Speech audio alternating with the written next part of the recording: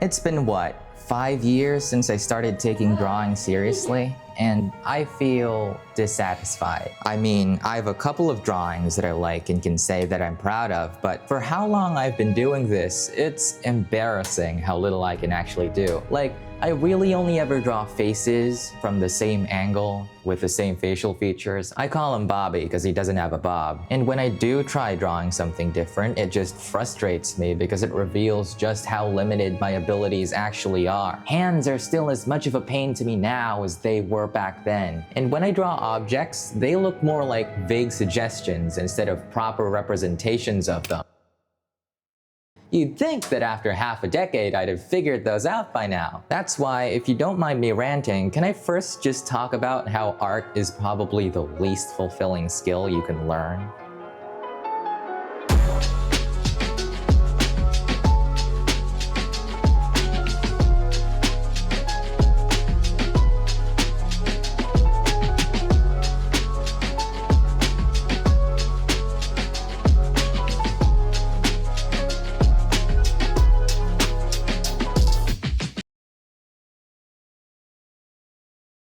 This is my thinking, right? If you ask me to plot a bunch of different skills on a commitment versus satisfaction graph, it'll probably look a little something like this. On one end, there's the low commitment but low satisfaction type of skills, things like driving.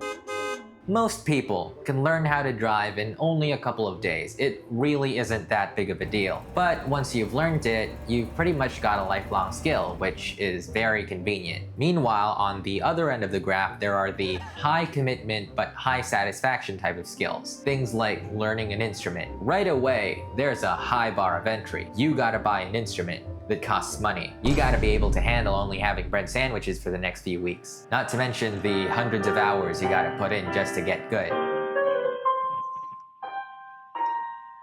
But when you do get good, you can just play whenever you feel like it. And it's fun. This is Mr. Tambourine Man. Hey, Mr. Tambourine Man, play a song to me. Not sleepy and there is no place I'm going to. Plus, you can look cool in front of other people, and if you think about it, is why anybody ever bothers to learn anything, really. Drawing, however, is over here. High commitment, but low satisfaction. It doesn't matter how long you've been doing it, drawing will always be a long and tedious process to get the results you want. It's not really fun. You could spend hours on a single illustration and still end up with something less than satisfactory. Oh, what did your 4 hours get you? One of these? That's cool, I guess.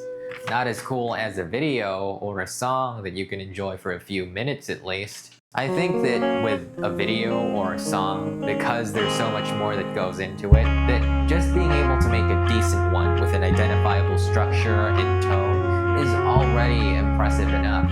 It is for me, and I think a lot of people can already appreciate that. The same cannot be said about drawing. Some people will take time out of their day to belittle your drawing skills, especially if you draw anime, dude. Ugh. Some middle-aged lady will come up to you and say, "Oh, you draw, huh?" My 8-year-old nephew can do that too. Like, oh my god, shut up. And of course, there's the looming threat of generative AI. Look, I don't buy the argument of, oh, it doesn't even look that good, because it's just gonna keep getting better. And as much of a betrayal it is to human creativity as a whole, at some point, people aren't gonna be able to tell the difference. And once that happens, are gonna care less and less about the ethics of it all. A big flaw we have as humans is that when something is convenient for us, we are more than willing to look the other way. But I realized that it isn't really fair to people whose main shticks are any of the ones I mentioned before. I'm sure they have days where they feel like they've stagnated or haven't been improving at all, and they're probably being screwed over by AI too. Everyone is. I realized that that way of thinking isn't really helpful and will only send me deeper into my downward spiral of depression. So instead, I wanted to reflect on where I went wrong so that hopefully I could find a way to get satisfaction out of drawing again. And I wanted to share that here so that if any beginner artists were to see, they'd know what not to do and not end up as jaded as I am.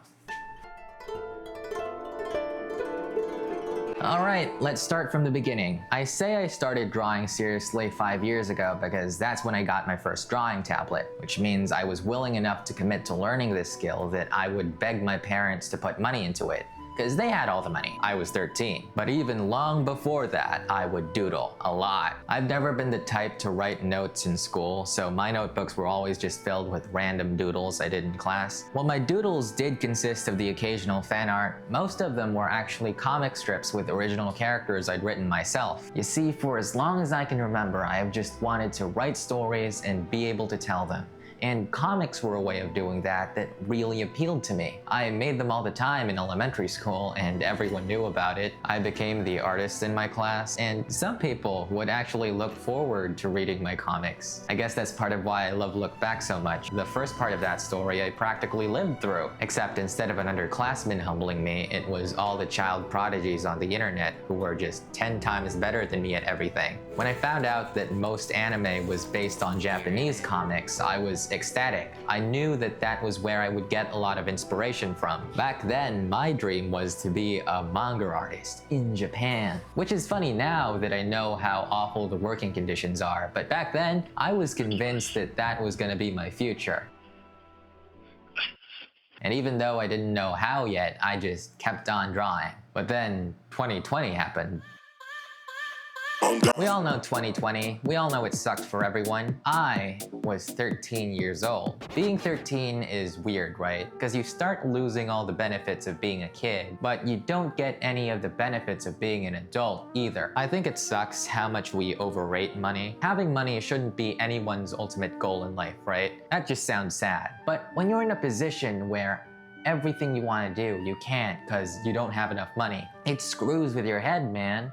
Suddenly, it's all you can think about. That was me when I was 13. I thought I needed to make money, and I needed to make it now. I didn't even consider the fact that I wasn't good enough at anything yet to even deserve to make money. I was just gonna do it somehow. So I came up with a plan. I asked for the drawing tablet, and what I was gonna do was I was gonna make a comic and publish it on Webtoon. If you don't know what Webtoon is basically YouTube for webcomics, where essentially anyone can just put up their own series, and if enough people read it, then that series could then be monetized. Webtoon was blowing up at the time. A few had just been picked up for their own anime adaptations, so I thought, sweet, this was my one-way ticket to the anime industry, baby. It was the perfect plan. Except, who knew that drawing on a tablet is way harder than drawing on paper? Where's the friction, man? Why is it so smooth? Also, webtoons are usually fully colored with detailed backgrounds. I didn't know how to do that. So yeah, there were a couple of setbacks to my plan, and I had a choice. I could get to work and start developing the skills that I lack, or I could do something else to make money. I chose the latter. I think that was my first mistake when learning how to draw. I let myself be motivated by the wrong thing. Art isn't exactly known to be the most lucrative hobby. There are tons of great artists out there who struggle to even make a cent out of their work. Yet somehow I was gonna do it with my portfolio of Jack.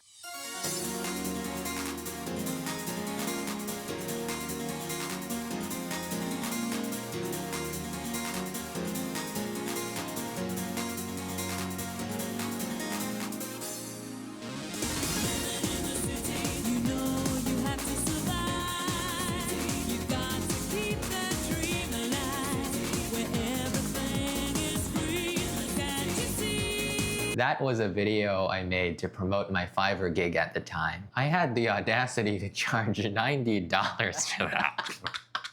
Doc, he ain't right in the head. People who make a living through art are people who just love making it so much that they don't even consider it a job. They'd be doing it regardless if it made them any money or not. If you want to make money, just start a lemonade stand. That's way easier. I've just sort of accepted that I'm on thin ice for a while until I graduate university. But yeah, going back to this story, I just learned about art commissions. I learned that some people, if they like your art style, they will pay you to draw things for them. And to me, that sounded way easier than drawing comics, but where would these people find you?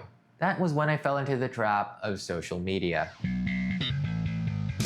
Social media isn't all bad. In fact, the fastest I've ever improved as an artist was the period when I first discovered social media. There are so many talented artists on Twitter and on Instagram that just inspired me to keep trying out new things and get better. I used to avoid coloring my art entirely because it always ended up looking weird, but then I discovered Dino Alus on Twitter, who has this very painterly art style that I love and wanted to copy. And now coloring is my favorite part of drawing. I like carving out the forms in my subject. I think it's very satisfying. Where I went wrong with social media was when I started prioritizing engagement over anything else. When I started posting, I didn't get any traction at all. My posts would get 10 likes at most, which didn't bother me. I would still keep drawing every day, and what was cool about that was my drawings would get better every time I posted. People would actually comment on this saying, "Wow, you're improving really fast," and I thought, cool, people are actually liking something I made, which made me even feel more motivated. When I got my first 100 likes, it felt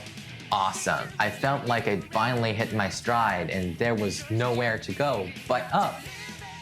That is until my next post just bombs, didn't even get half as many likes. I thought, what's wrong? I put in the same amount of work. It's not like I half-assed this one. Why isn't anybody liking it? I posted a couple more drawings and they didn't do so well either. I started drawing less and less. I didn't draw unless I thought that it would get a bunch of likes. What once was a good source of motivation was now holding me back. My drawings got so boring. They'd all just be portraits of trending characters at the time. I'd spend hours on these portraits, but I didn't have any fun making them until I stopped. I stopped trying to improve, and now I get angry whenever I do have an idea for a drawing but can't execute it because I don't have the skills for that. I wasted my time focusing on the wrong things and not committing to anything. I developed a lot of bad habits because I was always taking shortcuts. I ruined drawing for myself.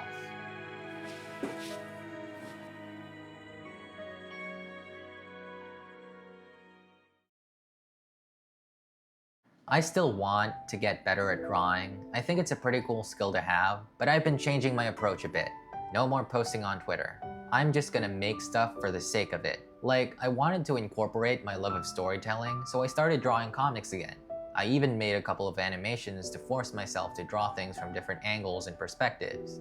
It's been slow, and sometimes it feels like I haven't been making any progress, but overall I think it's better like this. I enjoy looking back at the things I make now way more than the things I made back when I was chasing clout. Anyways, that's about it. If you're an artist, don't do what I did. Drawing should always be something you do because you enjoy doing it. Otherwise, you ain't getting nothing out of it. Alright, peace.